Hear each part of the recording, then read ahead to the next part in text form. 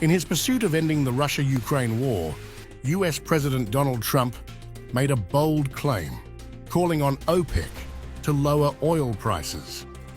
Trump asserted that a reduction in oil prices could act as a catalyst to bring the war to an end by putting financial pressure on Russia. While addressing the World Economic Forum in Davos, Trump specifically urged Saudi Arabia and OPEC to reduce oil prices. He argued that lower prices would significantly impact Russia's ability to fund the war in Ukraine, potentially forcing it to cease hostilities.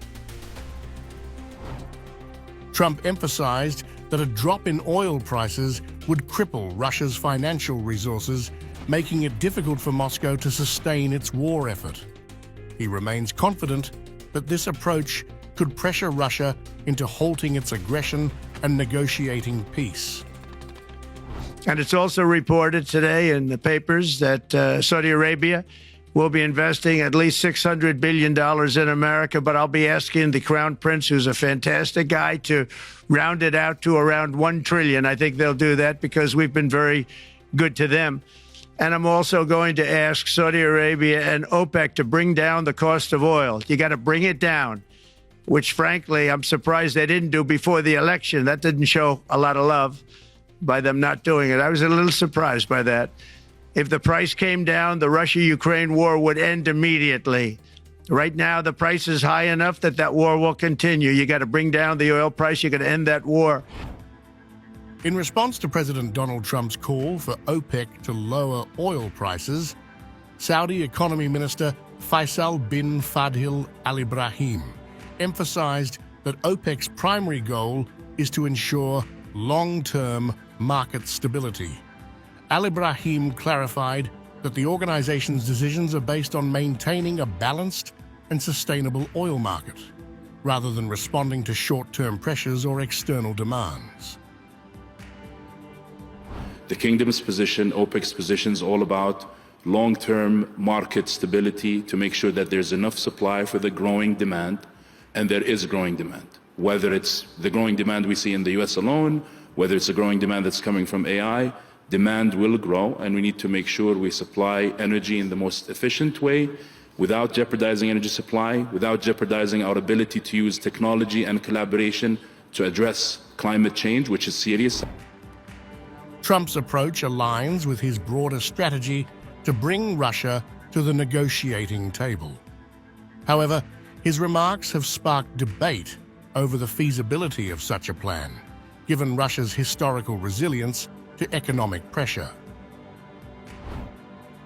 Trump also hinted at imposing new tariffs and economic sanctions on Russia, stating that these measures, combined with lower oil prices, would serve as additional leverage to force Moscow into peace negotiations.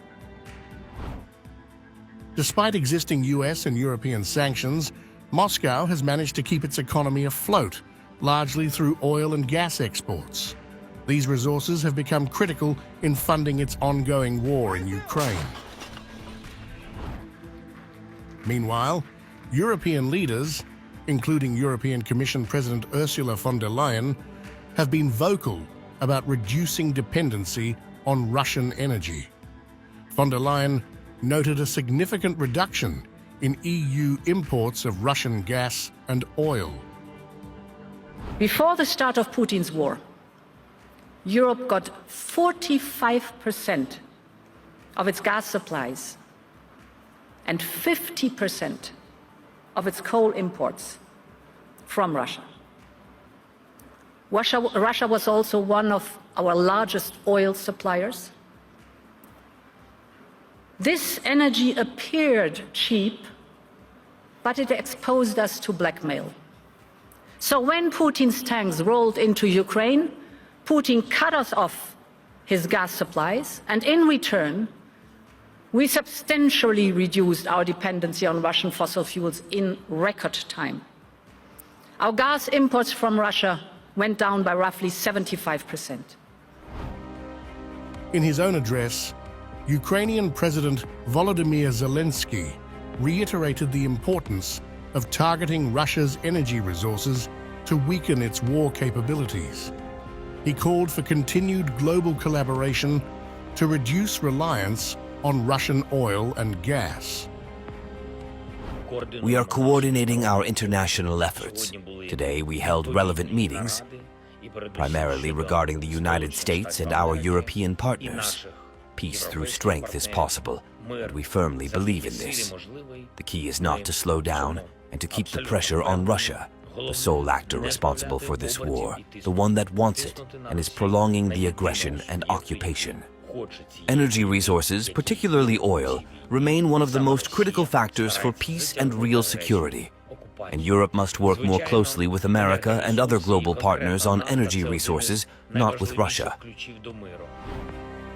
Domestically, Trump has revived his Drill Baby Drill initiative, emphasizing increased U.S. oil production as a way to reduce global oil prices.